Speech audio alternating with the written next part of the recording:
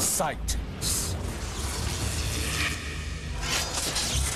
Aurora, Texas, 1897. Versão brasileira, VTI Rio.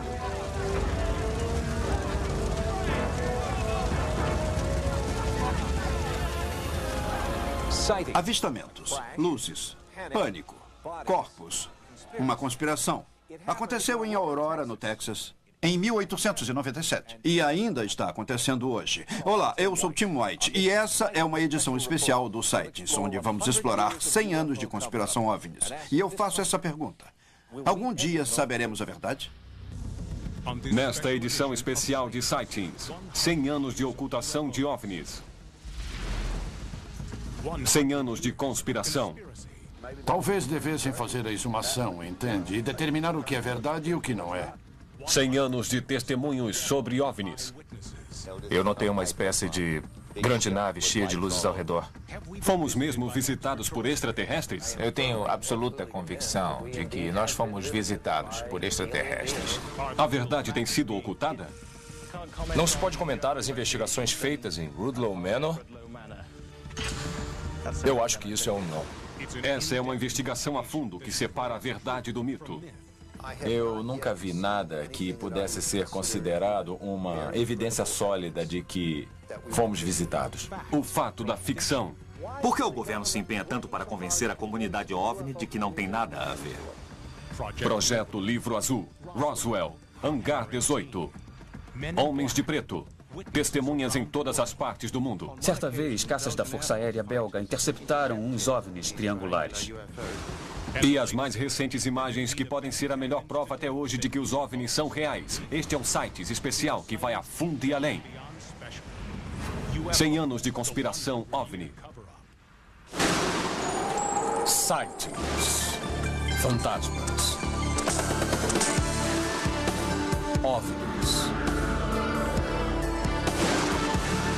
Percepção extrasensorial. Paranormalidade. Mente. Desconhecido.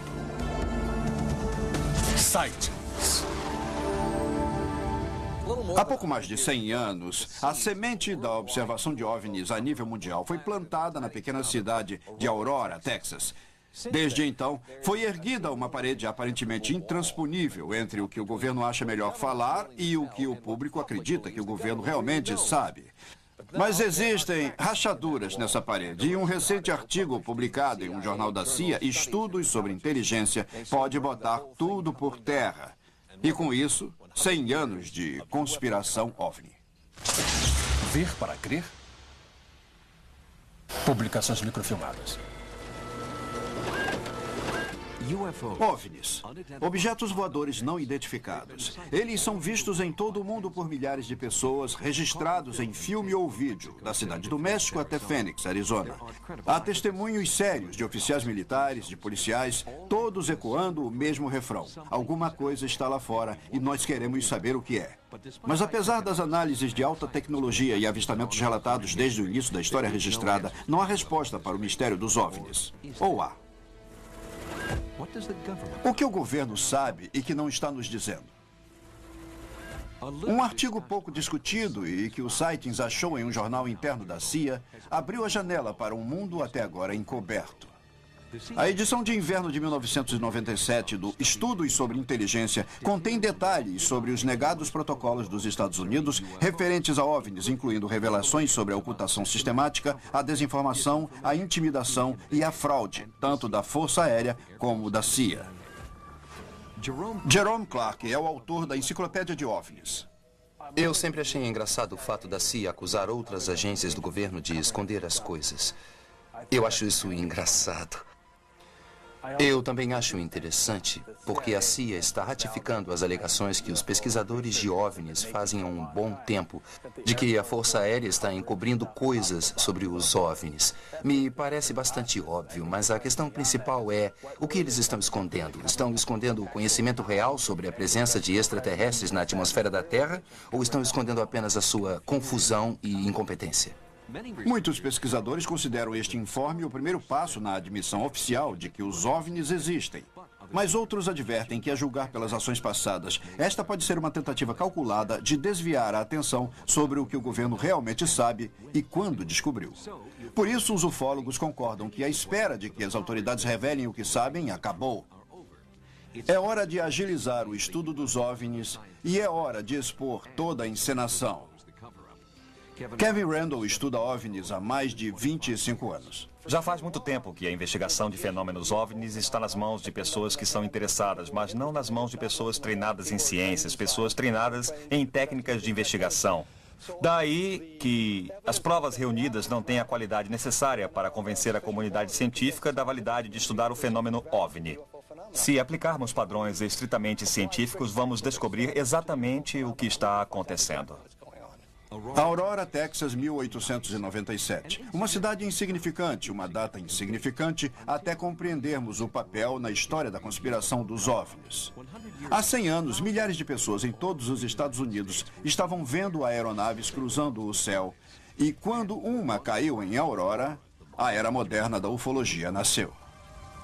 Jim Marrs escreveu sobre essa queda histórica em seu recente livro A Agenda Alien. Na manhã de 17 de abril de 1897, um grande objeto prateado em forma de charuto flutuou lentamente sobre a cidade, tomou a direção norte rumo à Terra e aparentemente explodiu. No local do acidente, Jim Marrs me apresentou ao Wally Cheriton, um nativo do Texas que cresceu ouvindo o pessoal mais velho contar essa história da aeronave com aparência alienígena e passou anos estudando a lenda da queda em Aurora. A questão central, Wally, é que alguma coisa, há 100 anos, caiu aqui. Você acredita nisso? Bom, eu tenho que ter a mente aberta. Eu sou cético, mas eu acho que... acredito que algo aconteceu. Foi aqui. Se houve um acidente... Isso. Essa é a área. Talvez tenha havido uma explosão, talvez não. Eu só sei que caiu. O piloto foi resgatado dos destroços, mas morreu. Mas apesar do choque sofrido por aqueles no local do desastre, a história foi relegada a um canto do jornal. As descrições como sendo algo que não pertencia a esse mundo não mereceram menção. Mas esta frase, não era habitante deste mundo, vista em um enterro cristão, hoje seria o mesmo que extraterrestre, ligando o passado ao presente. Em algum lugar deste cemitério está o corpo de alguém que não é desse mundo. O que havia no epitáfio? Era bom, eu vou desenhar para você. Era um V invertido, com um pequeno círculo e um espaço com mais 2 círculos como vigias. O desenho na pedra não é típico de uma lápide. É muito intrigante porque há anos ando por todos esses pequenos cemitérios rurais do norte do Texas e estou familiarizado com as lápides confederadas e essa não era nada do que eu já tivesse visto. E ninguém nunca pensou em cavar? Que eu saiba, não. Bill Case e eu fomos atrás e escrevemos matérias em jornais locais e levantamos a questão de que talvez devessem fazer a exumação, pois isso iria, entende, determinar o que era verdade ou não. E isso acabou criando tumulto e, de fato, colocaram policiais umas 2 semanas no cemitério até que as coisas se acalmassem. Aí, 1 ou 2 dias depois que os policiais saíram, a lápide foi levada por alguém e nunca mais foi vista. Alguns dizem que o desaparecimento da lápide faz parte de uma conspiração para impedir a investigação do lugar e assim determinar se havia um corpo alienígena enterrado ali. O acidente de Aurora se destaca porque é o primeiro em 100 anos de encontros com OVNIs e informes de corpos alienígenas enterrados pelo tempo e explicações oficiais.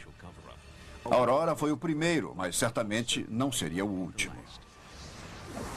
Na primavera de 1897, os avistamentos se espalharam pelos Estados Unidos. Os objetos eram chamados de aeronaves e a maioria pensava que esses objetos eram uma revolução secreta da aviação.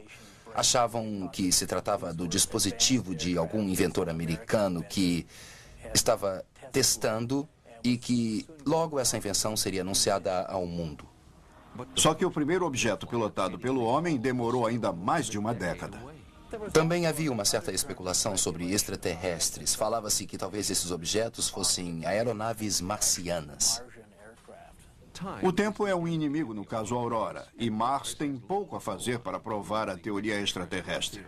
Esse é um exemplo clássico de estado de espírito. Depende de com quem você fala. Algumas pessoas, se você falar com os mais velhos, vão dizer: sim, eu estava lá, aconteceu. Obviamente, eles acreditam que aconteceu mesmo. Mas se você falar com outras pessoas, vão dizer: não, é só uma fraude. E é nisso que vão acreditar até que provas mais concretas surjam. E não estou muito ansioso por isso. Não sei se é possível alguém ter certeza do que houve.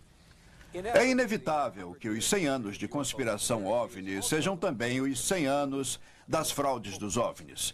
E a extensão que algumas dessas fraudes atingem é realmente impressionante. Ufólogos estão sempre à mercê desses mestres da trucagem, mas pelo menos uma fraude serviu para nos fornecer um padrão de como o governo cria e mantém uma história fabricada.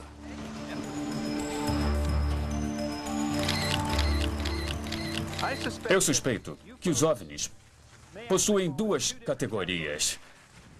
Uma em que as fraudes são criadas pelos humanos e outra que as fraudes são feitas por alienígenas. No deserto californiano do Mojave, Kit Hanson recriou uma das mais históricas fraudes de OVNIs.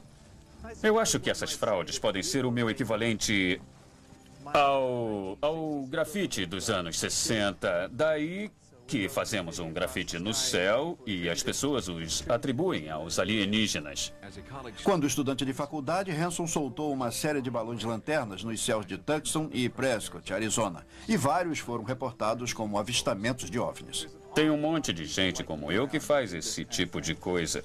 Os dois caras na Inglaterra que estavam falsificando os círculos das plantações são exemplo desse tipo de gente. Vocês sabem, os caras fazem isso. E há muitas pessoas que fazem esse tipo de coisa, só que a maioria não é descoberta. Eu não entendo por que isso não é reportado. Em 1962, um dos balões de Hanson não só foi avistado pelo público, como também recebido com uma explicação oficial pela Força Aérea. Os militares insistiram que o avistamento era neon refletido em uma nuvem a baixa altitude. Essa é uma clara indicação de que o governo tende a inventar uma explicação e então a espalha como verdade. Lá vai ele.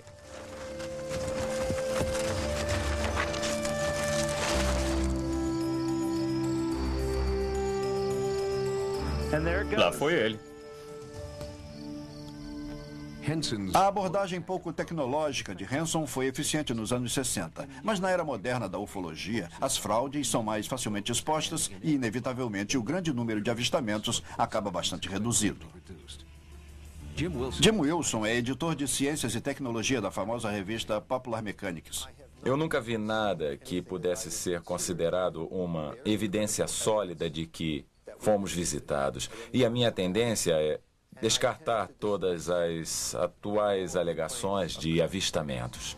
Carl Flock, um ex-funcionário do Pentágono e da CIA, discorda. Ele acha que existem muitas evidências de que os OVNIs são reais.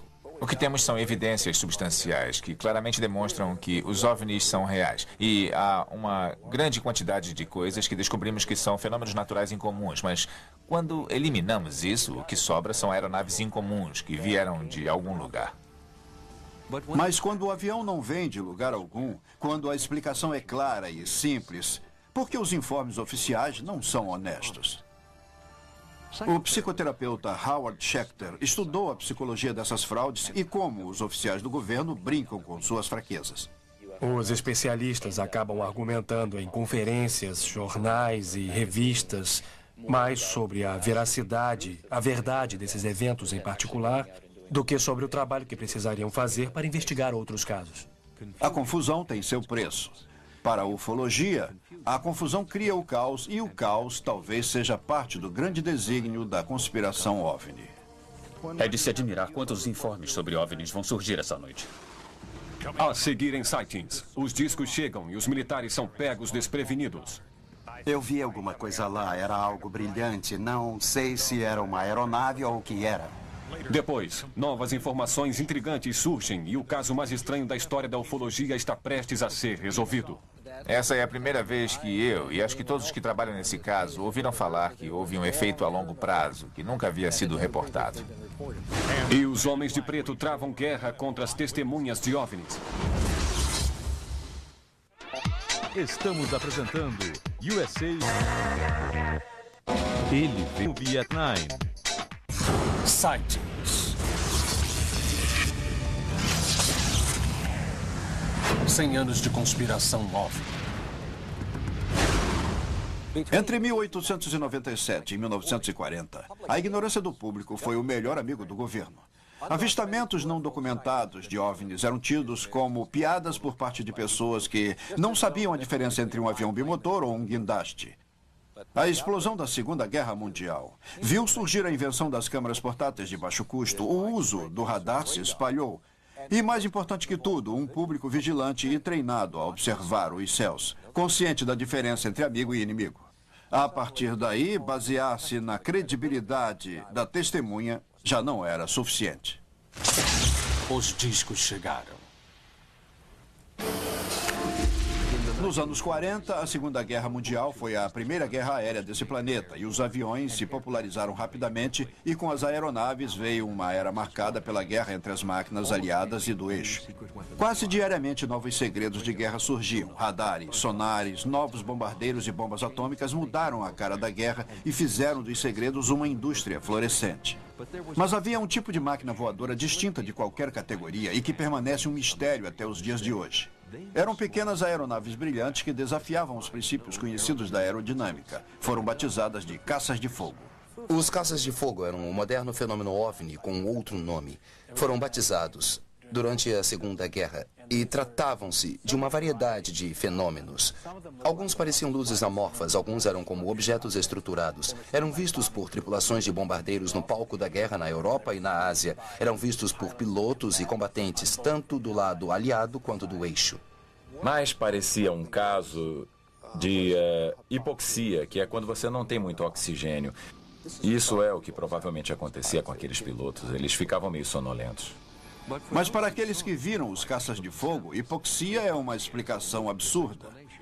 Robert May pertencia à artilharia na Nova Zelândia durante a Segunda Guerra. Ele ainda fica intrigado por seu avistamento mais de 50 anos depois. Eu vi uma coisa lá, era brilhante. Não sei se era uma aeronave ou o que era. Eu diria que estava viajando a uma velocidade próxima de talvez uns 250 km por hora ou 400 km por hora. E estava vindo na minha direção.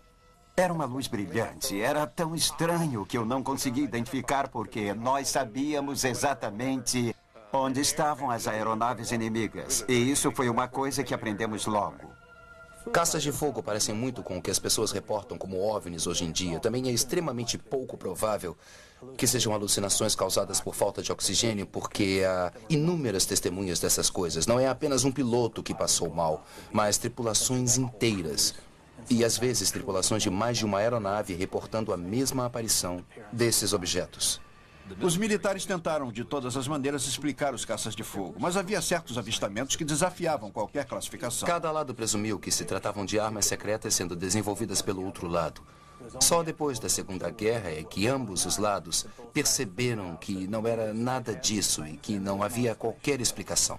Os militares recolheram muitos relatos sobre os caças de fogo, mas mantiveram em segredo até recentemente. Mas um certo avistamento durante a guerra acabou sendo algo grande demais para esconder. Em fevereiro de 42 foram feitos avistamentos dessas luzes piscantes e manobráveis no céu de Los Angeles.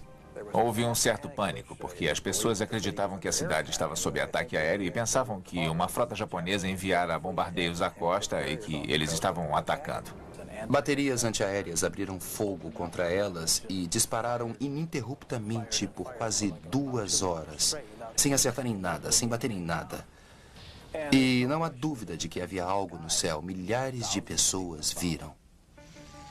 Os japoneses não haviam atacado. As explicações oficiais da época foram do alarme falso a aeronaves não identificadas. E até hoje não foi dada uma explicação satisfatória para o caso.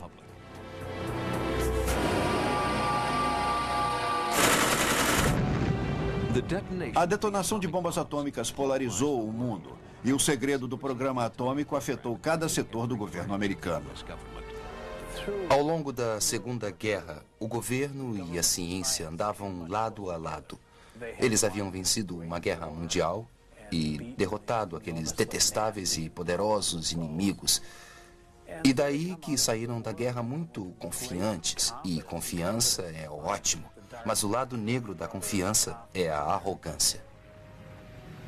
Depois da Segunda Guerra, as sementes da arrogância frutificaram em novos tipos de programa de governo, projetos secretos, testes militares tão secretos que a maioria dos congressistas não sabia que estavam acontecendo.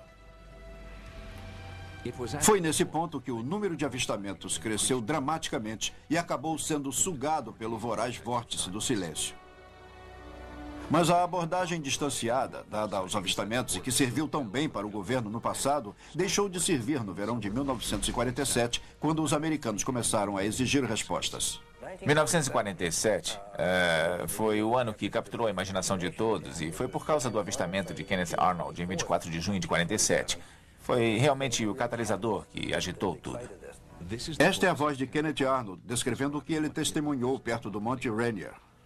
A aparência era de um prato de torta cortado pela metade, com uma espécie de triângulo convexo na parte traseira. Eu fiquei procurando pela cauda, mas não possuíam cauda. Pareciam refletir o sol como um espelho.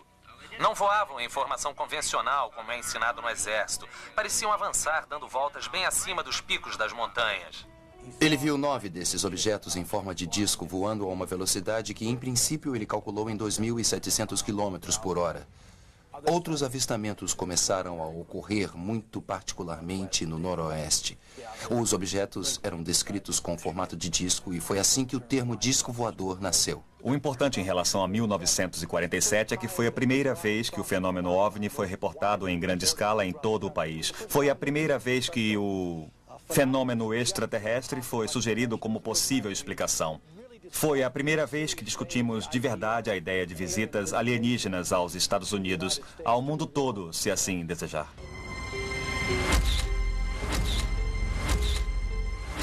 O avô dos relatos sobre OVNIs foi a queda do OVNI em Roswell. Aconteceu em julho de 47, só 2 semanas depois do informe de Arnold. Esse avistamento, o caso Roswell, estabeleceu o tom da investigação dos OVNIs pelo governo a partir daquele ponto. O incidente Roswell foi primeiramente tratado em um release divulgado pelo Exército em 8 de julho, alegando que os militares haviam resgatado um disco acidentado. Contudo, na manhã seguinte, a história tinha mudado e o disco acidentado passou a ser um balão meteorológico. Mas é o informe oficial original que a maioria dos ufólogos tem como verdadeiro relato da queda em Roswell. Até o acidente em Roswell acontecer, havia discussão sobre o que eram os discos voadores. Eram extraterrestres, extraplanetários, eram experiências secretas, eram foguetes. Mas, de repente, o governo não queria discutir mais. O tom desse segredo foi dado pela onda de avistamentos de 47, por causa dos eventos que ocorreram naquele ano. O segredo decidido pelo governo em 1947 funcionou por um tempo. Roswell permaneceu em segredo por quase 30 anos, antes de alguns antigos habitantes começarem a falar. E quando isso aconteceu, o governo não pôde fazer nada a não ser se sair com uma nova frase: não podemos confirmar ou negar. 1947. 1947 é considerado por muitos ufólogos um ano de extrema importância nesses 100 anos de conspiração OVNI. Foi o aniversário de 50 anos da queda do OVNI em Aurora, Texas. Foi o ano em que ouvimos pela primeira vez o termo disco voador. E foi o ano em que o mundo pela primeira vez ouviu falar em uma pequena cidade do deserto no sudeste do Novo México. Um nome que se transformaria em sinônimo de conspiração. Roswell. Disco voador, um mistério cada vez maior. Examinei os relatos de testemunhas em todo o país e, depois de muitos cálculos, meus dados são conclusivos. De todos os itens em nossos catálogos, só há um que teria alta velocidade e a baixa resistência ao vento de um disco voador. A tampa de uma lata de lixo. Assim, os nossos impostos eram gastos em 1962. Era a operação padrão de procedimento de todos os setores militares para transformar a ameaça OVNI em uma piada. E ainda é assim que os militares tratam o fenômeno. Publicamente, pelo menos. Boa tarde, senhoras e senhores. Eu gostaria de mostrar esse livro e dizer que ele custa $18, mas tem 2 guardas armados lá fora e eles não vão deixar vocês passarem. Mas o relatório ao qual o Coronel Haynes está se referindo não é piada. É a última palavra do governo sobre o incidente Roswell. Nessa histórica conferência em 1997, o Coronel Haynes tenta fazer humor, e seu mal disfarçado desdém pelos genuinamente interessados na queda de Roswell fazem dele o porta-voz militar perfeito. Estamos certos de que assim que o relatório sair e for lido pelo público, essa será a palavra final sobre o incidente de Roswell. A conclusão do relatório não deixa dúvidas de que o que foi resgatado em Roswell, Novo México, em julho de 47, eram destroços de um projeto de pesquisa da Força Aérea e do Exército ultraconfidencial de codinome Mongol. Mongol era a tentativa de detecção acústica de explosões nucleares soviéticas e lançamento de mísseis balísticos. O Coronel Haynes está citando Caso Encerrado, escrito pelo capitão reformado Jim McAndrew. Muitas pessoas surgiram recentemente com várias teorias sobre o que aconteceu em Roswell. Mas eu fiz uma pesquisa de 3 anos e publiquei 2 livros. Descobrimos que realmente houve uma série de ocorrências na área de Roswell. No entanto, não foram de origem extraterrestre. Eram projetos de pesquisa científica da Força Aérea, conduzidos de Alamogordo, Novo México, na base da Força Aérea de Holloman. Eram projetos envolvendo balões que flutuavam e pousavam nas vizinhanças de Roswell. O que foi reportado em 47 era um conjunto de folha de estanho, papel, borracha e varas achados num campo ao norte de Roswell. Ao longo dos anos, Roswell ganhou contornos de história de pescador. Pulou do conjunto de folha de estanho, papel, borracha e varas a 1, 2, 3, 4 locais de pouso e agora de 1 a 8 corpos de alienígenas em um período de 40 anos. A imprensa engoliu, mas os ufólogos mais engajados não se impressionaram. A Força Aérea vem usando o projeto Mongol como explicação há mais de 2 anos. E essa é apenas a mais recente de uma série de explicações que a Força Aérea vem dando desde 1947, todas as vezes alegando que tal explicação é a palavra final sobre Roswell. Quando se ouve a palavra Roswell, isso resume tudo que o governo quer encobrir, de discos voadores acidentados a corpos de alienígenas. A forma da Força Aérea lidar com Roswell nos dá um exemplo de como a burocracia lida com coisas com as quais não quer lidar. Em primeiro lugar, temos esse estranho material recolhido. Temos também um zeloso oficial que, em meio à sua empolgação por discos voadores, fez um anúncio que não deveria ter feito sobre o fato de terem recolhido um disco voador. A Força Aérea então confunde as coisas para proteger o projeto secreto. Tudo fica em paz depois. Em seguida, quando alguém pergunta sobre discos voadores, eles respondem: não sabemos nada disso. Não nos perturbe. E de fato, talvez os militares soubessem de algo quando decidiram tratar todas as histórias de OVNIs com as mesmas frases cuidadosamente preparadas, porque na recente conferência sobre Roswell, quanto mais o Coronel Haynes falava, mais incrível a história da Força Aérea se tornava. Caso encerrado. A Força Aérea se arrepende de não ter tornado público alguns desses fatos nos últimos anos? Ótima pergunta. Nada aqui era confidencial. No primeiro relatório, tudo era confidencial nos anos 70. Para os ufólogos, a declaração contraditória de Haynes é mais uma manobra burocrática clássica. Mas o que veio a seguir, disseram, é totalmente absurdo. Foi a explicação da Força Aérea para essas imagens que mostravam corpos alienígenas resgatados no acidente de Roswell. A teoria deles, os alegados corpos alienígenas de Roswell são, na verdade, pilotos feridos e mortos mal identificados e bonecos de testes conhecidos em todo o país nos anos 50 e 60. Era, na verdade, uma combinação de bonecos de teste antropomórficos e vítimas de acidentes com aeronaves que... infelizmente, alguém teve a ideia de transformar isso no mito Roswell, porque a descrição desses corpos são claramente a de vítimas de acidentes aéreos. O problema é que esses testes não começaram até 53 e Roswell é de 47. Mas esse pequeno detalhe não é problema para a lógica da Força Aérea. Caso encerrado. E eu também acho que é lógico presumir que essas pessoas viram ambulâncias da Força Aérea saindo, viram macas passando por causa dos bonecos colocados lá para protegê-los e viram também pessoas que estavam usando capacetes, viram pessoas vasculhando por toda a vegetação, procurando pelos restos de balões. E é só você colocar tudo isso junto, vão ver que tudo se encaixa perfeitamente nas ocorrências que aconteceram naquele período em Roswell. As pessoas não estão falando de balões ou aeronaves terrestres, mesmo aeronaves incomuns. E não estão falando de bonecos de testes de acidentes ou corpos de pilotos humanos. Estão falando sobre estranhos resíduos e metais e corpos de aparência muito estranha. Você pode descartar todos os testemunhos que quiser, mas se tentar fazer um caso usando relatos de testemunhas de forma seletiva, provavelmente não vai conseguir construir um caso honesto. O apoio à alegação de Clark de que o disco voador recuperado perto de Roswell era qualquer coisa menos um balão superconfidencial vem de uma fonte inesperada. Jim Wilson é o editor da revista Popular Mechanics e autor desse relatório sobre a queda em Roswell. Na época em que escrevemos nosso artigo, sugerimos que havia uma ou duas explicações possíveis para o episódio Roswell. Uma era a versão de um acidente com um OVNI que estava sendo testado. Um certo número de pessoas veio até nós com o que alegavam ser a prova do avistamento do OVNI.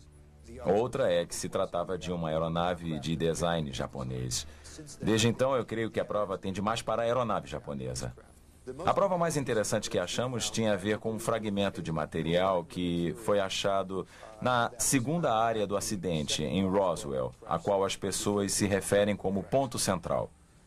Esse pedaço de metal foi apresentado como sendo de origem extraterrestre, mas foi identificado como tendo sido feito usando-se uma técnica metalúrgica que foi desenvolvida há muito tempo por joalheiros japoneses. E isso acabou nos levando a acreditar que esse veículo que caiu em Roswell era talvez de design japonês e talvez estivesse transportando um piloto japonês. Não há qualquer prova de que os corpos recuperados em Roswell fossem de japoneses, sem mencionar o fato de que as pessoas que estavam no local, as testemunhas, teriam reconhecido os corpos como japoneses, pois eles seriam humanos, mas eles não fizeram isso.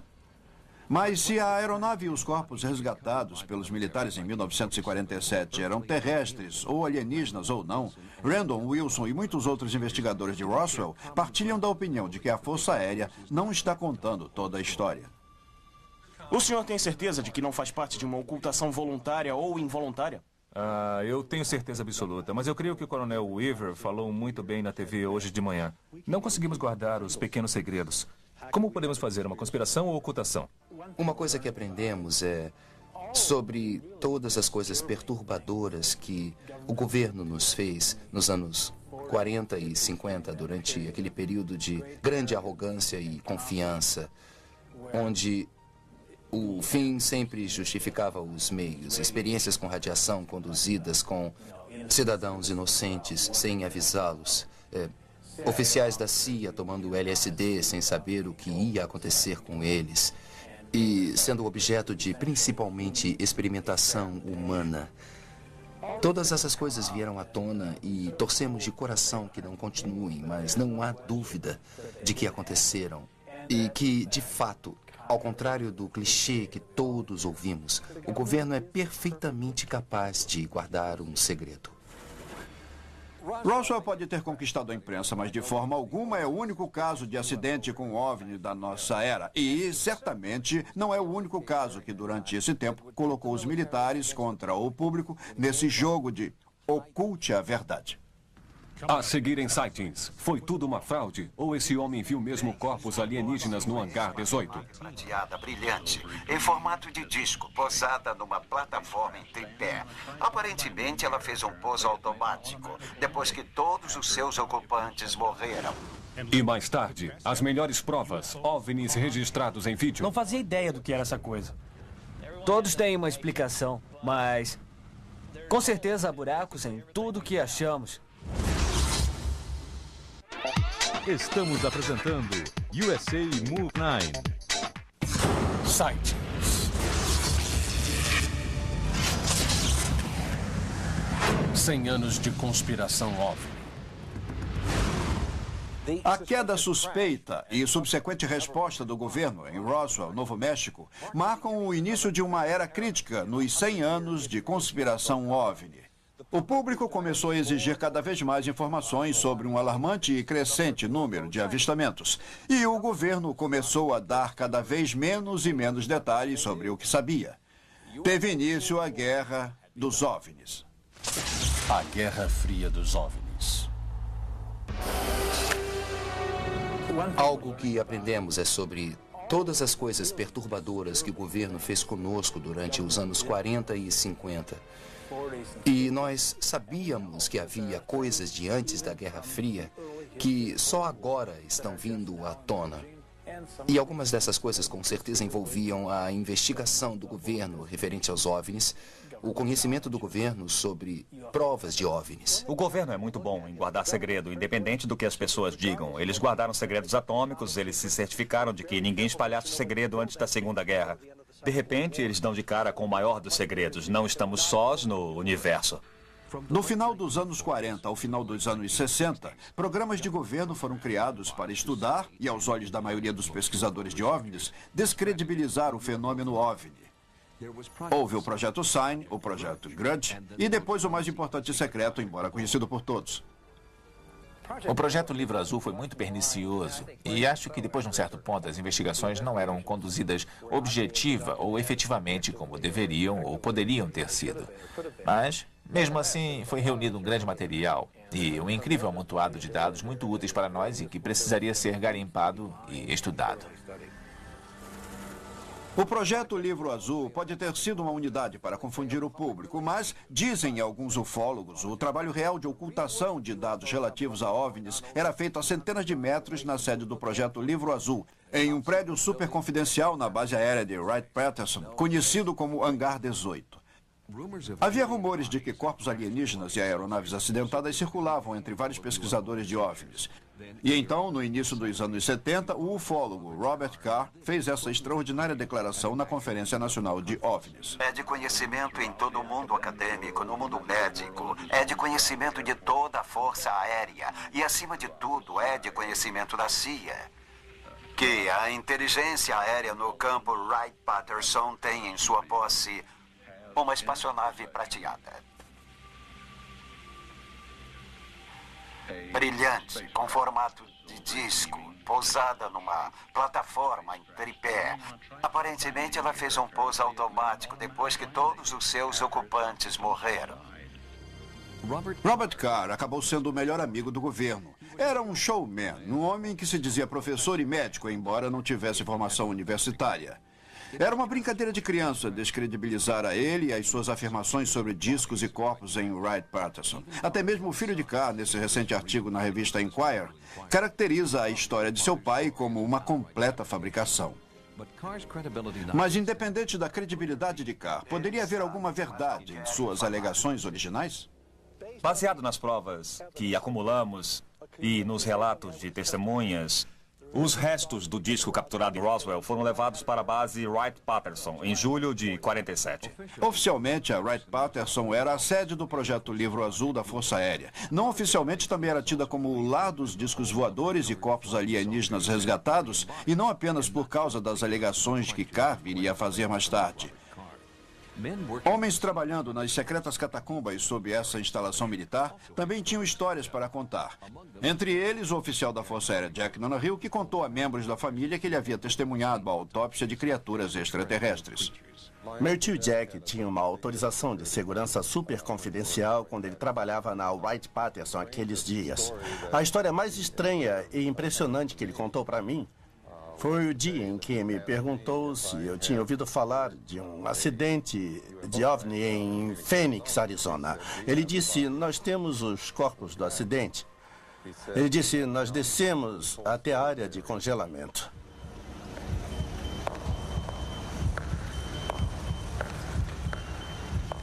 Havia uma mesa de aço imaculado numa sala arrumada como um pequeno laboratório. Um homem me disse, veja isso. Jack olhou para o corpo. Jack me contou que naquele momento estavam fazendo a autópsia dos corpos. A cabeça tinha o formato básico de um crânio humano, só que muito pequeno. O homem disse, melhor não ficar muito tempo aqui, e deixaram a sala. Eu tentei falar disso mais tarde, e ele me disse, esquece. Esquece todo esse incidente. E eu disse, como assim esquecer? E ele disse, esquece. Nunca aconteceu. Conversamos com pessoas que estavam em voos de aeronaves, conversamos com quem estava envolvido, com pessoas que estavam na Wright-Patterson na época e todas falaram do material que havia lá. Sabemos que ficou lá por um bom tempo. O que não sabemos é se ainda está lá. A Wright-Patterson seria o local lógico para se levar um disco recuperado, porque a base era a sede da Divisão de Tecnologia Militar da Força Aérea, onde armas alemãs e japoneses estavam sofrendo uma reengenharia. A reengenharia ou engenharia da reversão é o processo de pegar um objeto desconhecido e desmontá-lo e testá-lo para tentar fazê-lo funcionar, para saber o que o faz funcionar. E, de fato, depois de 1947, houve um significativo número de aeronaves com design de discos voadores saindo da Wright-Patterson. O nível de envolvimento dos Estados Unidos com aeronaves com formato de disco sempre foi minimizado e só foi por ocasião da época em que houve uma liberdade de informação que tivemos uma boa ideia de como os Estados Unidos estavam ativamente atrás de tecnologia de discos voadores nos anos 50. 2 projetos superconfidenciais, cujo conteúdo foi recentemente liberado, oferecem provas de que a engenharia de reversão foi uma parte importante e significativa nos avanços da engenharia do pós-guerra. Primeiro foi a Operação Paperclip.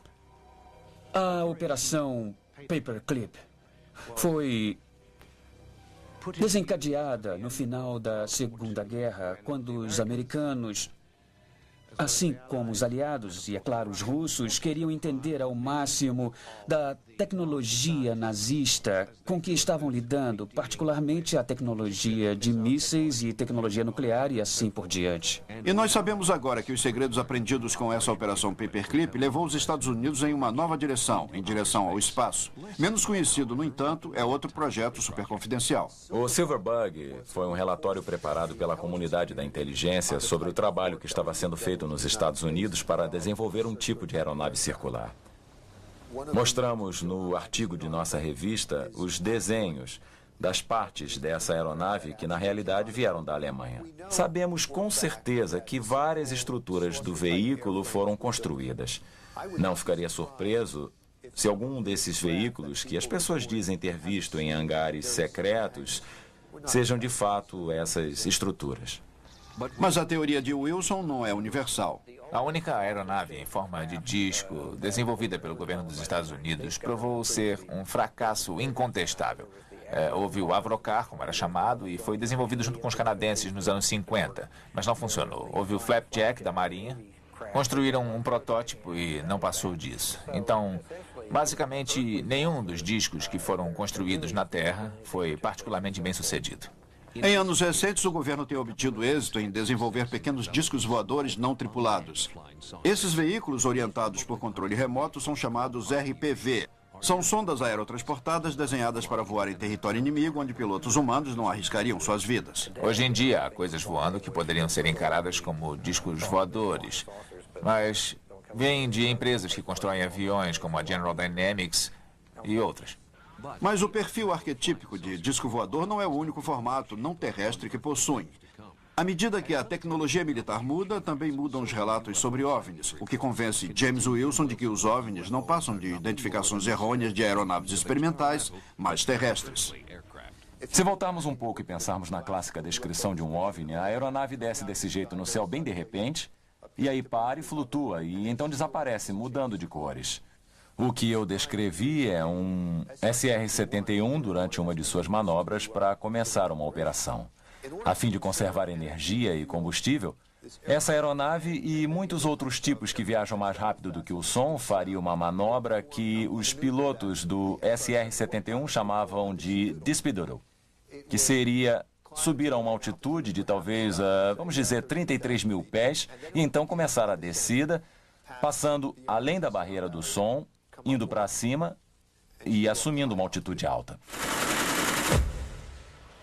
Os primeiros voos de treinamento dos SR-71 explicam alguns avistamentos que ocorreram no percurso de voo das aeronaves experimentais.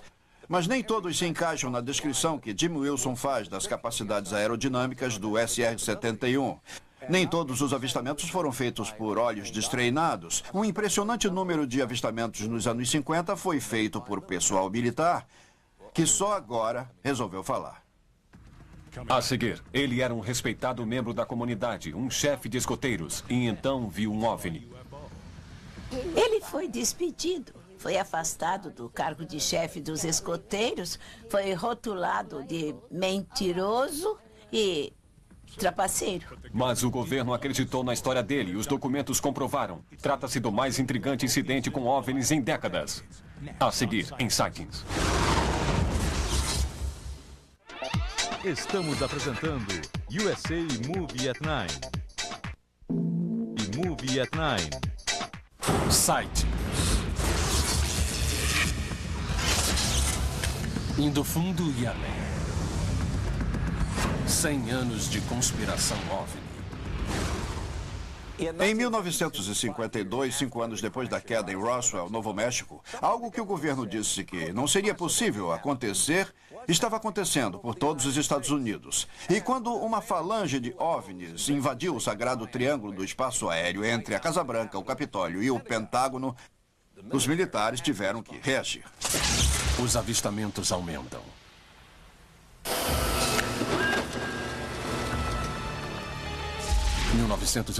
No verão de 1952, uma das maiores ondas da história do fenômeno OVNI eclodiu por todos os Estados Unidos. E seu clímax foi uma série de incidentes impressionantes que aconteceu na capital, Washington, em julho, quando todos os tipos de objetos foram vistos sobre a capital da nação, registrados por radares de 3 aeroportos de Washington, na área da capital. Repórter Steve Johnson.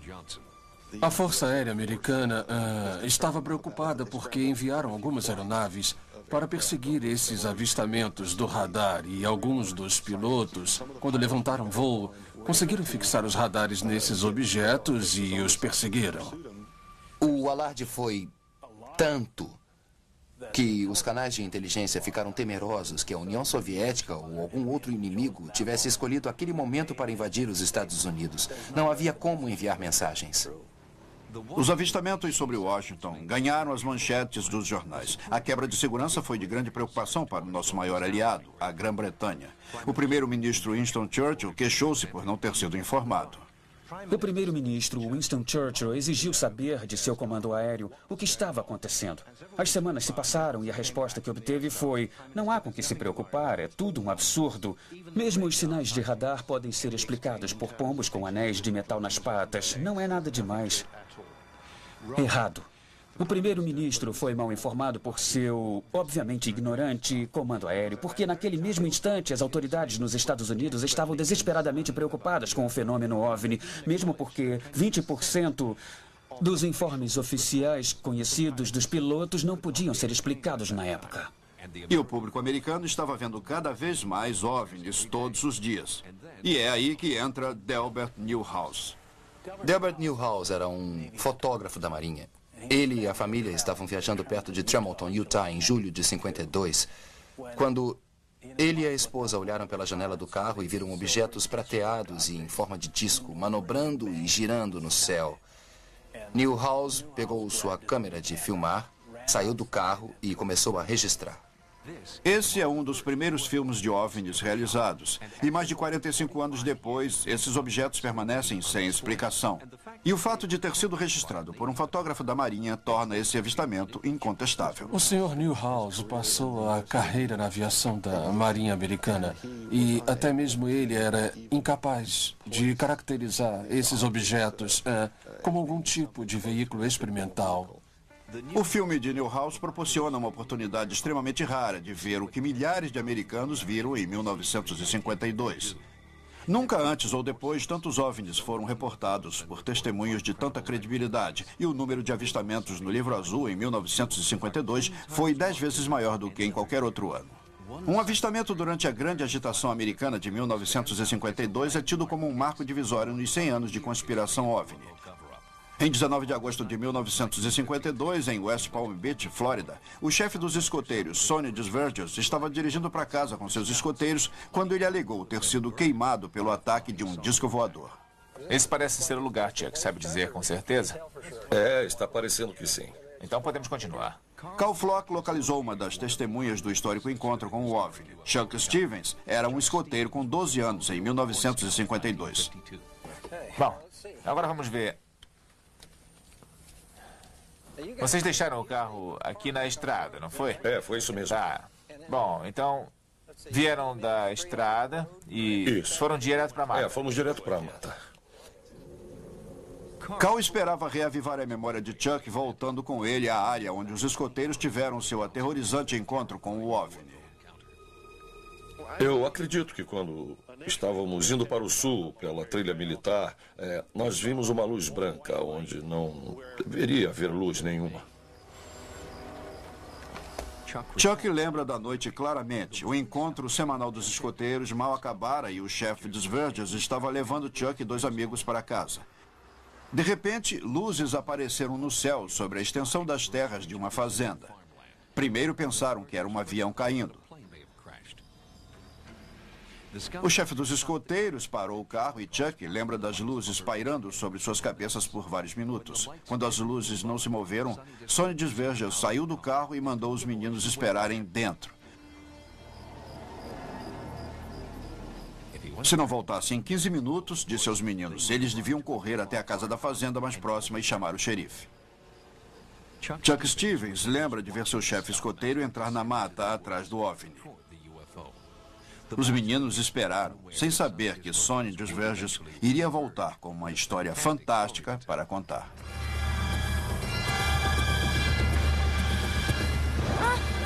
Socorro! Vamos sair daqui! Nós estávamos correndo no meio da floresta. Todos queriam ficar na frente, entende? Tínhamos medo de que algo acontecesse com quem ficasse para trás. Por isso, queríamos ficar na frente. Mas enquanto estavam correndo, vocês ainda podiam ver as luzes nas árvores ou não davam não, mais? as luzes ficaram atrás de nós e, por sorte, bem atrás. Sei, claro. Vocês estavam tentando deixá-las para trás. Com certeza. Quando chegamos a uma fazenda, chamamos o xerife e ele chegou e nos pegou e nos trouxe de volta. E quando voltamos ao carro do Sonny, o Sonny estava saindo da mata. No relatório oficial, o xerife observou que o uniforme dele estava chamuscado. Ele tinha queimaduras na face e nos braços. Mas o OVNI não podia ser mais visto e o xerife só tinha a palavra de Sonny Desverges sobre o que havia acontecido. Chuck Stevens se recorda, no entanto, que havia provas do contato com o OVNI no local. Nos pinheiros havia um ramo quebrado, como, por exemplo, nesse ponto aqui. Como se estourasse e a seiva estava correndo da árvore. Sei, e havia por acaso alguma outra prova do incidente ou alguma coisa que tenha caído? Não sei. A vegetação ao redor estava murcha por causa do intenso calor, eu acho. E houve informes posteriores de que acharam o solo na área em que o Sonny indicou muito quente e afundado a uns 40 a 50 centímetros abaixo da superfície.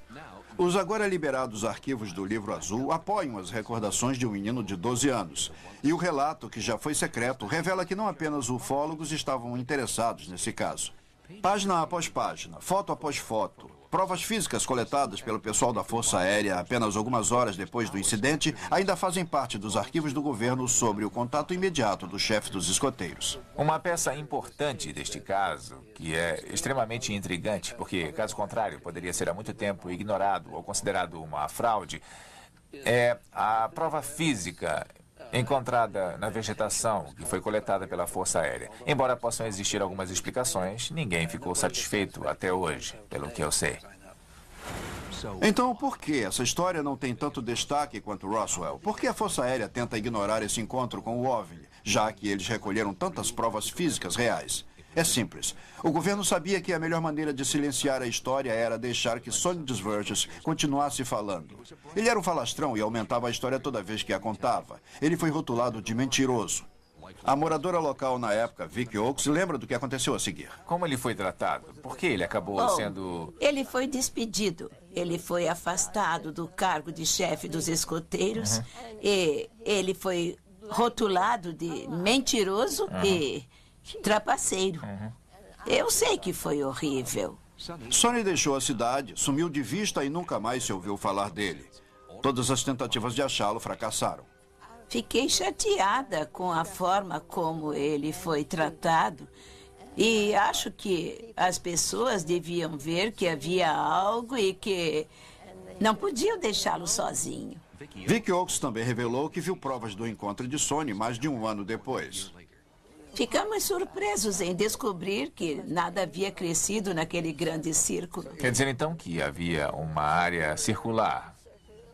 Uma grande área que parece ter sido queimada, chamuscada, calcinada, sei lá, mas ainda estava lá como se fosse deixada de lado.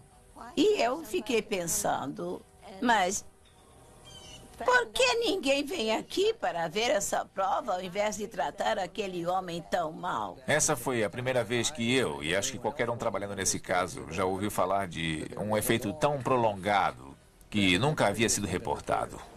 Outras provas que o governo queria esconder para deixar o público de fora da verdade vêm de Lyman Bradford, que viu um OVNI em 1952 com seus próprios olhos. Eu me lembro que eu estava olhando naquela direção, que é o leste, e eu notei uma grande nave com luzes ao redor. Estava tão iluminada que tive uma boa visão dela. E estava descendo, eu acho que a uns 18, 20 metros, ao nível do chão. Lyman fez o que qualquer garoto de 7 anos faria. Ele correu para chamar o pai. E o pai, um mecânico da base da Força Aérea local, fez o que qualquer um de nós faria. Ele tirou fotos. O pessoal da Força Aérea que esteve aqui levou amostras do solo. Eles levaram amostras e levaram a câmera. A câmera jamais voltou, não é? Eu recebi a câmera de volta. Mas o filme não foi devolvido. O filme não foi, não. Você lembra de o seu pai tentar recuperar o filme? Sim, ele pediu 1 ou 2 vezes. E eu lembro que disseram que iam ressarci-lo. Disseram para ele esquecer? Eu acredito que provavelmente ele esqueceu. E você lembra de ter visto eles pegarem alguma coisa que estivesse no chão? Algum Sim, tipo de eu me lembro, sim. Pelo que eu vi, sim. Eles chegaram e pegaram as amostras. E eles tinham um caminhão bem ali em algum lugar. Eles pegaram amostras e havia um círculo. Em torno a grama estava toda morta. Ao redor de todo o círculo. No dia seguinte, né? Isso, no dia seguinte estava tudo marrom. Como se fosse feito pelo calor do gás. Acho que não há dúvida de que essa história é significativa, porque é uma nova informação sobre um possível avistamento que pode confirmar o que foi dito pelo chefe dos escoteiros durante o avistamento ocorrido aproximadamente no mesmo período. Mas se a Força Aérea insiste que esses velhos arquivos do Livro Azul contêm tudo o que eles ouviram sobre o incidente com o chefe dos escoteiros, onde está o filme perdido de Lyman Bradford? Onde estão as provas recolhidas e onde estão os sonhos verdes e os segredos que ele pode ter levado para o túmulo? Durante os anos 50 e 60, o governo americano foi extremamente eficiente em silenciar os membros das forças militares e os órgãos oficiais que alegaram ter tido encontros com os OVNIs. E só sabemos disso porque esse pessoal, nos anos 70 e 80, finalmente resolveu aparecer, já que não sentiam mais que tinham algo a perder. Autoridades que acreditam. Em 1951, o temor da Guerra Fria virou uma escalada de pânico, quando o pessoal militar posicionado na Islândia viu vários enormes OVNIs. O comandante da Marinha, Graham Bethune, e especialistas do Pentágono e de Lockheed foram levados à Islândia para estudar a situação. Normalmente, seu primeiro pensamento foi que a aeronave era soviética, mas quando Graham e outros oficiais treinados em aviação viram o OVNI com seus próprios olhos, souberam que não se tratava de uma ameaça soviética. Estávamos voando a 33 mil metros. Era uma noite escura e eu vi algo entre nós e o horizonte, a umas 40 milhas na água. Parecia ser uma pequena cidade à medida que nos aproximávamos. Mas quando chegamos perto, havia uma definição de imagem dessas luzes, que estavam em forma de círculos, luzes brilhantes sobre a água. E de repente as luzes se apagaram. Em seguida havia um pequeno halo amarelo na água. Quer dizer, bem pequeno. Que estava a uns 40, 50 metros de distância. Quando cheguei perto, era tão grande que pensei que ia passar por nós. Aí desativei o piloto automático, abaixei o nariz do avião e em seguida estava olhando direto para ele, que parou a uns 60 metros abaixo de nós e talvez a uns 450 metros de distância. Bem perto assim. Ficou lá uns segundos. Não sabíamos na hora se tinham rastreado isso, mas descobrimos mais tarde que tinham rastreado. O transporte VIP escapou, mas apenas 2 anos depois, outra aeronave militar voando sobre o Lago Superior não teria tanta sorte. O incidente Ken Ross ocorreu em 23 de novembro de 53, quando um alvo foi rastreado na base aérea Ken Ross. Um F-89 foi enviado para perseguir o tal objeto não identificado superveloz que estava sendo rastreado pelo radar. O que pôde ser observado no radar foi a difusão de pontos do F-89 e os pontos do OVNI, até que apenas restou os do OVNI. Pareceu à torre de controle que o F-89 e seu piloto simplesmente sumiram do mapa. Conversei com um piloto que estava naquela base em 53. Ele me disse que havia duas possibilidades. Uma, que a aeronave caiu intacta dentro do lago. E porque estava intacta, não havia destroços na superfície. A outra, mais ousada, é que o OVNI teria pego.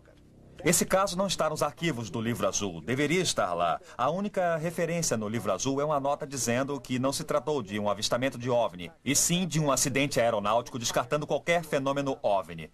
Por que o governo se empenha tanto para convencer a comunidade OVNI de que não tem nada a ver? Por que se importam com o que pensamos? A única resposta que tenho é que existe algo e eles estão tentando manter isso enterrado, nos levando para a direção errada.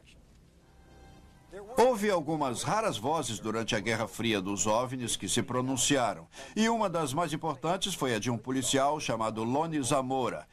Seu encontro com uma nave em forma de ovo em Socorro, Novo México, mudaria a face da ufologia para sempre.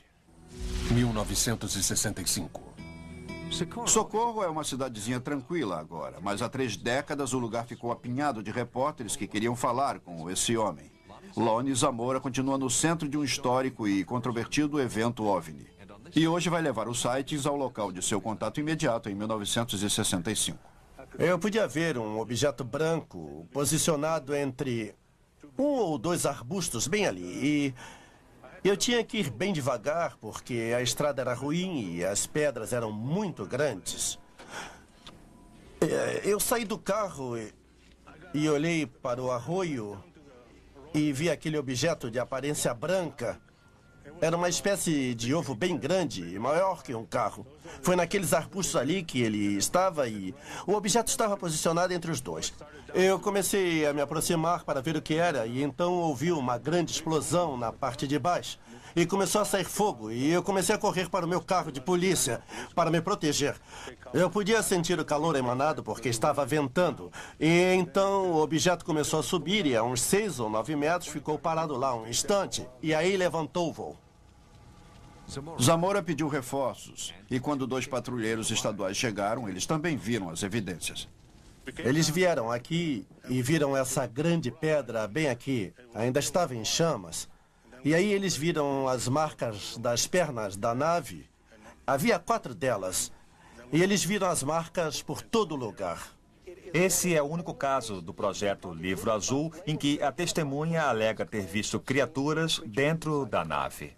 Héctor Quintanilla, que dirigiu o projeto Livro Azul e um cético assumido, admitiu em um artigo que ele escreveu em um então secreto documento da CIA, chamado Estudos em Inteligência, que esse era um caso que ele jamais podia explicar, e mais que isso, ele firmemente acreditava que Zamora viu mesmo algum tipo de máquina voadora que a Força Aérea jamais foi capaz de explicar. Esse é um dos mais intrigantes e, para mim, mais indicativo caso de visitação alienígena que nós temos no livro. A explicação oficial foi que Lonnie Zamora havia visto o voo teste de um módulo lunar e não se preocupou com o fato de que Zamora descreveu a forma como a de um ovo e liso, não trapezoide, com relevos. Então, mais tarde, naquele ano, outro OVNI foi avistado por 2 policiais e dessa vez o governo não conseguiu se sair com qualquer explicação.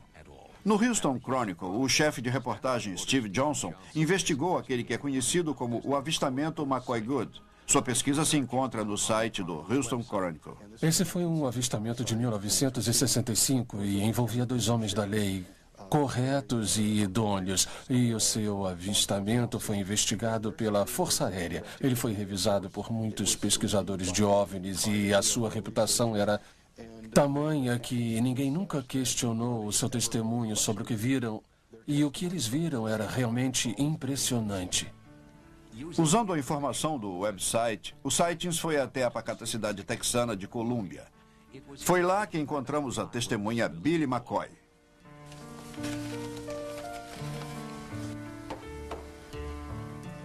McCoy há muito tempo se aposentou do departamento de polícia, mas ainda tem vívidas memórias da aterrorizante noite em que trabalhou com o seu parceiro Bob Good. Foi uma noite que começou com a mordida de um jacaré. Bob trabalhou numa reserva e tinha um jacaré de 1 metro em um tanque. E ele contou que ia mudar o jacaré para outro tanque e foi aí que foi mordido no dedo. Ele tirou a bandagem e mostrou o dedo todo vermelho e inchado e todo inflamado. Aquele tipo de ferimento cheio de sangue e água. Estava bem feio. Por volta das 11 horas, um pouco depois das 11, nós estávamos voltando pela rodovia 36 e eu notei uma luz brilhante na direção da área do rio São Bernardo. Uma pequena bola azul apareceu na nossa frente e, a curta distância, parou. Eu chamei a atenção do Bob para aquilo. Depois, estacionamos o carro no acostamento da estrada. E a coisa estava bem acima de nós. Não ouvimos qualquer som. A luz púrpura estava pulsando e inundou por completo o carro de patrulha. Mas eu gritei, ele gritou, dei marcha ré, mas a bola parou abruptamente, fez um movimento de 90 graus e desapareceu. E é aqui que a mordida do jacaré se torna significativa na história. O Sr. Good estava com a mão ferida para fora da janela do carro. Durante o tempo do avistamento, quando a luz quente, estranhamente colorida, foi lançada pelo objeto. O Sr. Good alegou que, mais tarde naquela noite, seu dedo pareceu estar curado. Aí eu falei, Bob, a coisa boa que aconteceu nisso tudo é que fez você esquecer do ferimento no dedo. E ele disse, quer saber? Essa coisa nem está doendo mais. E ele tirou a gás e não havia mais inchaço. Ele jogou a bandagem fora. E no dia seguinte, era como se nada tivesse acontecido com o dedo. Outro componente fascinante desse contato aconteceu 2 dias depois, quando o policial Good foi procurado por 2 homens misteriosos. Esse foi um dos primeiros casos documentados daquilo que nos referimos agora como homens de preto. 2 caras apareceram no tribunal e pediram para falar com os policiais que tinham feito o avistamento. Eles usavam ternos pretos e chapéu coco. Bob disse que os tais caras começaram a contar para ele o que havia acontecido conosco. Eles disseram a ele que se tivéssemos parado e não tivéssemos fugido da aeronave, ela teria pousado e seríamos saudados por pessoas muito parecidas conosco. Seríamos convidados a ir a bordo e daríamos um passeio e seríamos trazidos de volta são e salvos. Nós ficamos curiosos a respeito desses caras, porque ninguém, pelo que soubemos, os havia enviado para nos entrevistar. Parece que os homens de preto costumam visitar pessoas que viram um OVNI, e o governo admite que isso acontece, e daí suponho que o que aconteceu conosco aconteceu com outras pessoas. O Projeto Azul da Força Aérea investigou esse avistamento. A Força Aérea determinou que não havia neblina. A lua era quase cheia. Eles não conseguiram achar nada que fizesse nossa história não ser verdadeira. Billy McCoy lembra que os outros policiais não entenderam por que eles não enfrentaram o OVNI. Bom, sabe, nós tínhamos armas no carro, armas do nosso lado. Muita gente já disse, puxa, por que não atiraram? Ora, não se pode atirar em algo quando não se sabe o que é. Depois de observar um OVNI tão de perto por mais de 15 minutos, Billy McCoy e Bob Good só puderam chegar a uma conclusão. Eu não vi nada que me levasse a pensar que não estávamos sendo observados por alguma nave de outro mundo. E eu acredito que o próprio oficial da investigação concluiu que esses senhores eram pessoas confiáveis e que, apesar da estranheza da situação, esses indivíduos estavam falando a verdade. Nos anos 60, testemunhas confiáveis como McCoy e Zamora foram efetivamente silenciadas pelas ameaças de misteriosos estranhos. Mas agora que todos os arquivos do Livro Azul foram liberados ao público e pesquisadores sérios estão examinando os casos, os principais atores nos maiores contatos imediatos do passado estão saindo das sombras, dizendo mais uma vez, observem os céus. O evento em Socorro teve um impacto extraordinário no mundo da ufologia. O Dr. J. Allen Hynek, o homem que inventou o termo contato imediato, trabalhou com investigações sobre OVNIs para o governo como parte do prestigioso painel Robertson. Mas o caso Socorro convenceu o Dr. Hynek de que a verdade sobre OVNIs estava sendo manipulada pela Força Aérea. Depois de Socorro, Hynek deixou o seu cargo. O governo perdeu um de seus mais importantes porta-vozes e ganhou um de seus mais ardentes críticos. A seguir, um aterrorizante encontro com OVNI na periferia da Área 51, na Inglaterra. Quando os soldados me acordaram dessa experiência pesadelo, estavam a 600 metros fora do curso, nessa direção. E depois, aumentam as provas, recentes imagens registradas em vídeo em pontos quentes de OVNIs ao redor do planeta. Estamos apresentando USA Movie at 9. Sightings. 100 anos de conspiração OVNI. Somente nos últimos 40 anos, os ufólogos começaram a se organizar e se mobilizar. Os avanços que deram é de impressionar. E com a organização vem o respeito. Agora, a ufologia não é mais vista como uma ciência à parte. Está atraindo cada vez mais pessoas dispostas a quebrar o segredo de governo. Agora o mundo sabe. Ministério da Defesa. O que é super confidencial na América já não é mais na Espanha e na Bélgica.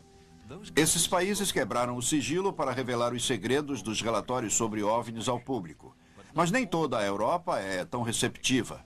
Isso foi o que aconteceu ao ufólogo britânico Matt Williams, quando ele tentou obter respostas em uma determinada base na Grã-Bretanha. Então não quer comentar sobre as histórias de investigação de OVNI em Rudloe Manor?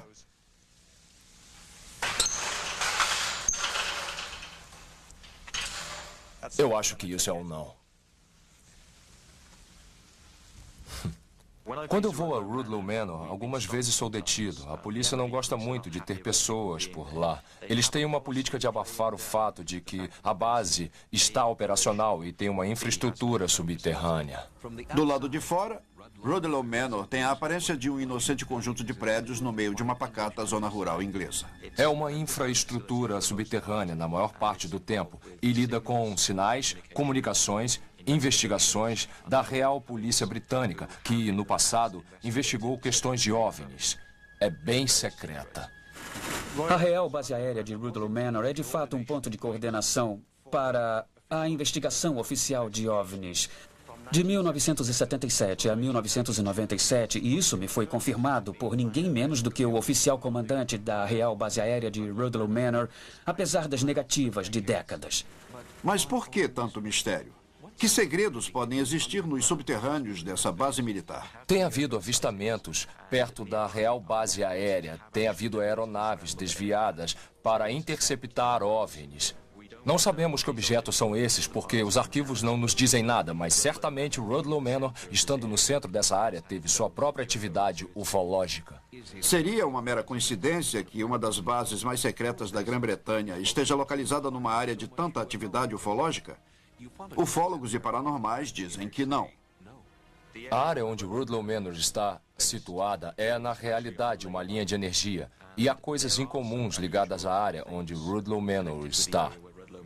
Lá existe um túnel que vai até Boscombe Downs. Aparentemente, é um túnel de 30 quilômetros que atravessa o país.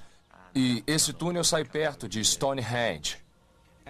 E pesquisadores sugerem que a mesma força que fez os antigos povos erigirem estranhos monumentos aqui seja a mesma força que está atraindo visitantes extraterrestres. Eu acredito que exista presença extraterrestre.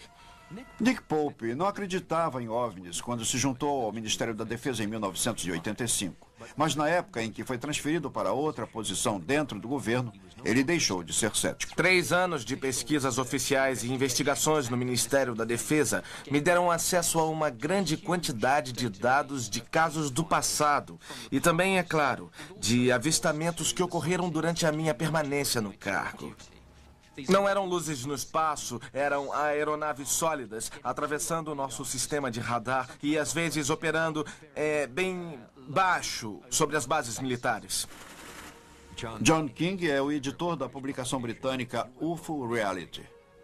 Para quem ficou completamente convencido pela explicação militar de que todos os relatos de OVNI se reduzem a fantasia, fenômenos naturais ou avistamentos de algum tipo de aeronave experimental militar, eu gostaria muito de recordar as centenas e centenas de relatos nos anos recentes de uma aeronave triangular maciça e negra que teria o tamanho de um campo de futebol. Em certa ocasião, caças da Força Aérea Belga interceptaram esses OVNIs triangulares e um deles cruzou, acho que um espaço de 2.000 metros em menos de um segundo. Está muito claro que estamos lidando com uma tecnologia muito avançada. Na Bélgica, há uns 2.000 relatos entre 1989 e 1990.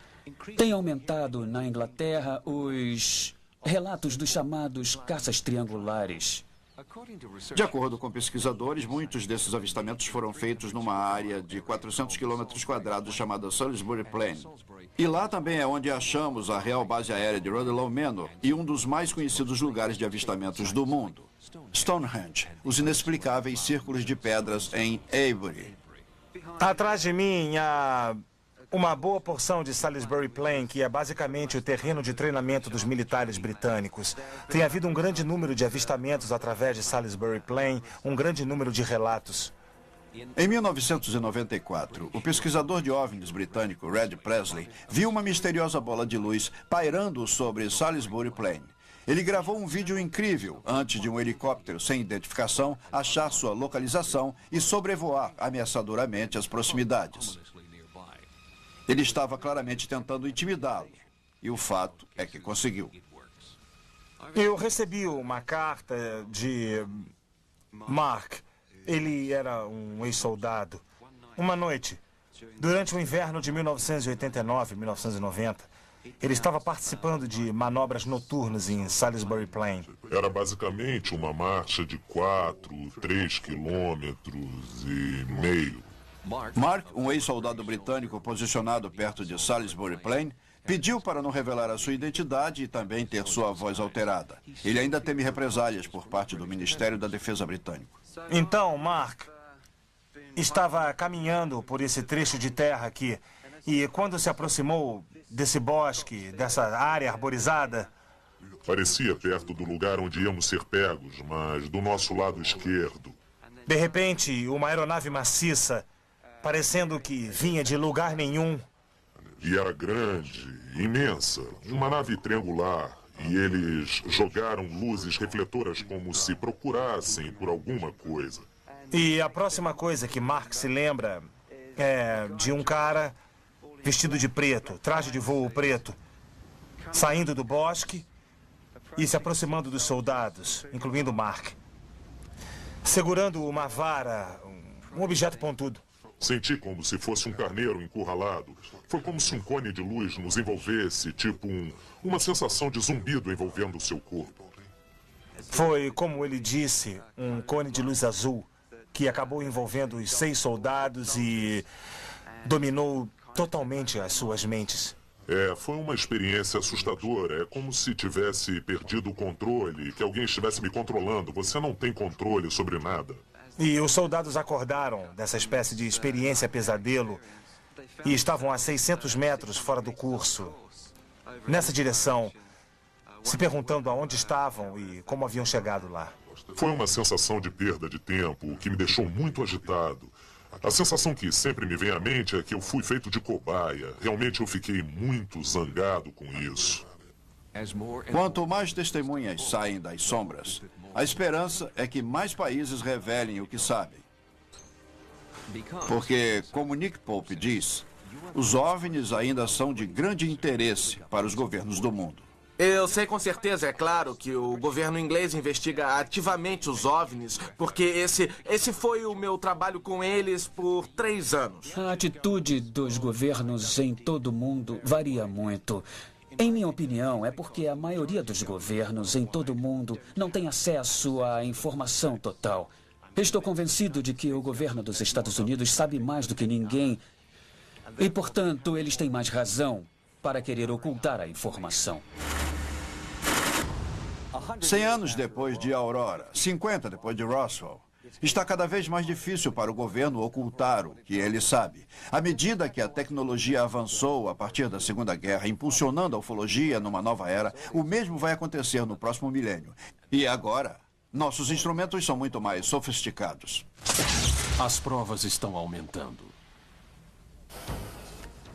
Lan Lanphier e Jared Bostic são caçadores de tempestades profissionais. Eles gravam todos os fenômenos atmosféricos conhecidos, mas seu treinamento profissional não os preparou para o que aconteceu durante uma tempestade em Oklahoma. Em 25 de março de 97, Jared e eu estávamos caçando um tornado que estava se formando sobre Duncan, no Oklahoma.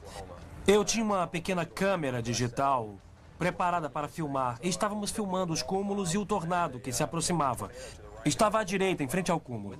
Quando eles voltaram ao vídeo, compreenderam que tinham registrado uma imagem de um OVNI. O que vimos no vídeo era basicamente um objeto se movendo muito rápido mesmo. As pessoas a quem perguntamos estimaram que estava em Mach 10 a 30 km por hora, baseado em certas suposições sobre o filme, o ângulo da lente e todo tipo de coisas estranhas. Outro professor disse que o objeto devia ser autoiluminado. O avistamento Lanphier-Bostic ilustra até que ponto a análise chegou desde o avistamento de aeronaves há 100 anos. Fomos ao Laboratório Nacional de Meteorologia em Normal, Oklahoma. E o diretor, os vice-diretores e todos os demais especialistas, mais um grupo de cientistas, olharam essa fita juntos. Eles não faziam ideia do que era, mas disseram que definitivamente não se relacionava com um fenômeno meteorológico climático. O videotape foi analisado pelo pesquisador da NASA, Otto Vogt. Se olharmos o vídeo de Lanphier, o que veremos é um objeto se movendo ao longo do campo e bem rápido. A questão é, o que é esse objeto? Qual o tamanho? Qual a velocidade? Vogt normalmente analisa imagens de vídeos enviados pelos ônibus espaciais. Recentemente, ele andou estudando duas anomalias atmosféricas conhecidas como sprites e jets. Analisar imagens incríveis é o trabalho de Vogt. Mas o vídeo Lanphier-Bostic o deixou confuso. Vocês podem ver à frente do meu dedo onde ele está. Esse é o movimento do objeto em câmera lenta. Está se movendo do canto inferior direito, vai se mover até a nuvem aqui e vai sair de vista na direção do canto. Não acredito que seja um relâmpago, porque não vejo o efeito de relâmpago na nuvem nesse período de tempo da tempestade. E do ponto de vista do vídeo, eu não sei que objeto é. Pode ser um meteorito, sim. Mas depois de pilotar um avião e até mesmo um helicóptero e sobrevoar a possível área de impacto, eu não achei nada. Não havia absolutamente nada lá. O objeto não é um relâmpago, não é uma vaca voadora, não são fragmentos na frente da lente da minha câmera e também não é nada associado à tempestade. Não é uma bola de beisebol sendo jogada a 6 quilômetros. Eu não faço ideia do que é essa coisa. Eu nunca vi nada como isso antes, só isso. Nem como caçador de tempestade, nem como observador comum. Maiores análises do filme Lanphier-Bostic estão em andamento e podem ser acompanhadas no website de Lan Lanphier, em www.windchase.com. Mas, ironicamente, eliminar as possibilidades do que o objeto não é apenas aumenta o mistério sobre o que é. Isso prova ser verdade na cidade do México, onde milhares de pessoas vêm observando avistamentos inexplicáveis há anos. O repórter investigativo Jaime Musson acompanha avistamentos no México desde que eles começaram, em 1991. Deve ser difícil acreditar que em uma cidade com 20 milhões de pessoas, praticamente todas as tardes você possa ver um OVNI. Durante os últimos anos, milhares de pessoas testemunham o aparecimento de objetos voadores não identificados. Agora, com tantos avistamentos e tantos vídeos, tento ir atrás de mais provas concretas. Mas o ritmo é muito lento. As novas imagens de OVNIs mais dramáticas aconteceram na cidade do México e foram registradas em 1997. Essas imagens incríveis estão atualmente no centro de um acalorado debate em websites sérios em toda a internet. Infelizmente, o programa mexicano de pesquisa de OVNIs está apenas começando. Por isso, apesar dos muitos vídeos de OVNIs e de um profundo exame desses vídeos por especialistas, os eventos da cidade do México permanecem um mistério. Nesse país, os grupos de ufólogos têm uma vantagem distinta. O mais recente evento OVNI em Phoenix, Arizona, ilustra a que ponto chegamos. Na noite de 13 de março de 1997, luzes estranhas apareceram sobre Phoenix. Imediatamente, os telefones no Centro Nacional de Acompanhamento de Discos Voadores ficaram congestionados com tantos relatos de avistamentos e cada videocâmera caseira parecia estar sendo usada. Este é um OVNI que não se pode ignorar. Eu tinha acabado de ver TV, então eu notei uma luz sobre as montanhas, mais para o leste, como eu nunca havia visto antes. Eu estava com a minha câmera, estava mexendo com ela, então eu decidi sair e registrar para ver como ia aparecer na fita. E enquanto eu registrava a luz, de repente, à direita, uma fileira inteira de luzes apareceu em sequência. Eu filmei o padrão por aproximadamente 3 minutos e meio até que as luzes desapareceram. Havia milhares de relatos chegando, inclusive um grande número no norte de Phoenix, em Prescott, Arizona. O ufólogo Michael Tanner dirigiu até Prescott para o encontro com testemunhas. Eu vou apresentá-los. Este é Roger, Steve, Liz. Como vai? É um prazer. A Anne Como vai? você já conhece. Tudo bem. Estávamos indo para casa e as crianças viram uma formação de nuvens abaixo daquelas colinas ali. O que nós vimos estava do outro lado de Glassford Hill e estava vindo de Pauling e do aeroporto de Prescott e vinha direto para nossa casa. E este é o tamanho relativo da lua cheia. É. Michael Tanner levou o material que ele reuniu em sua investigação de campo para seu escritório em Phoenix, onde ele investiga avistamentos com seus sócios Jim Deletoso e Bill Hamilton. E aí, pessoal, tudo bem? Tudo. Esse é o avistamento de Craig Johnson que estamos discutindo. Agora transportamos isso para cá. Certo. Está rotulado como evento 7. A localização de cada pessoa que contribuiu com o vídeo foi mapeada para determinar o tamanho, a velocidade e a direção da formação OVNI. Felizmente, já que temos vídeos nessas múltiplas locações, olhando para o evento às 10 horas, a triangulação no banco de dados tridimensionais nos permite ver exatamente qual é o percurso e saber com certeza se ocorreu em frente ou atrás das montanhas estrelas. Jim Deletoso é um mundialmente renomado analista de vídeos. Fizemos uma simulação e suposições sobre seu formato, seu percurso, sua posição e criamos um modelo em 3D como a visão de um satélite olhando para todo o estado por um período de 90 minutos. Descobrimos uma continuidade no que as testemunhas alegam. Enquanto isso, o governo divulgou uma explicação oficial. O informe da Força Aérea estabelece que os OVNIs de Phoenix nada mais eram do que sinais luminosos de aeronaves da Guarda Nacional.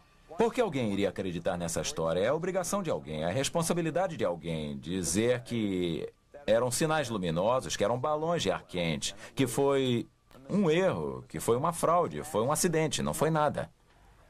No passado, esse tipo de declaração do governo seria a última palavra no avistamento de um OVNI. Mas não hoje, porque Jim fez um estudo comparativo das imagens do OVNI registradas por vídeos caseiros e videotapes de sinais luminosos militares. Os resultados não são exatamente o que o governo quer ouvir. Analisando as luzes de Phoenix, temos uma longa história. Olhando os sinais luminosos, luzes de aviões, um número de coisas que estão nos bancos de dados, que têm as suas características digitais conhecidas, comparamos as luzes de Phoenix com esses dados. Pois o que nós temos não bate. E a taxonomia que resta descreve que é a mesma taxonomia de luzes desconhecidas em outros lugares do mundo. Seja lá o que tenha criado as luzes, requer um alto nível de tecnologia. Me parece difícil que alguém seja capaz de fazer uma fraude dessa magnitude. As luzes de Phoenix criaram uma confederação inteiramente nova, vamos dizer assim, entre os investigadores de OVNIs em todo o mundo, que veem que alguma coisa agora tremenda aconteceu, sem uma explicação lógica. Para os ufólogos, o evento em Fênix é importante porque ele se encaixa numa série de avistamentos similares ocorridos na Grã-Bretanha, África do Norte e Japão. Será esse o formato da nave extraterrestre da nossa época? O disco já era. Vida longa ao triângulo. E os ufólogos não estão esperando pelo governo para dar-lhes informações. Eles estão usando computadores sofisticados, softwares, câmeras, mobilizando cada vez mais cientistas e cidadãos comuns. O novo milênio da ufologia nasceu. E pelo que sabemos da atual situação dos OVNIs, da maneira que o governo vê, a esperança é que o governo vá finalmente nos contar a verdade sobre o passado. Eventualmente o governo vai anunciar que o que aconteceu em Roswell foi a queda de uma nave, ou uma nave vai pousar numa nação fora dos Estados Unidos, ou no Pentágono, na Casa Branca, com a presença de toda a imprensa. A minha mente crítica me diz que ainda não há provas, mas o meu instinto, se prefere assim, e meu coração dizem que eu estou absolutamente convencido de que, de fato, fomos visitados por seres alienígenas de um outro mundo. Agora temos que encarar isso e ver o que podemos fazer para conseguir uma prova. A questão OVNI não vai ser resolvida até a ciência tratá-la como uma questão científica. Essa coisa não pode ser um mistério para sempre. Seria ingenuidade negar que os 100 anos de conspiração OVNI não tiveram seus desenganos. Houve fraudes, aeronaves experimentais mal identificadas e estranhas anomalias atmosféricas. Mas tem havido tantos casos suficientes envoltos pelo mistério de um padrão oficial de negação que temos que admitir pelo menos a possibilidade de que alguém ou algo lá fora está tentando fazer contato. Se pararmos para olhar, o contato nunca vai ser feito. Este é o Sightings. Eu sou Tim White.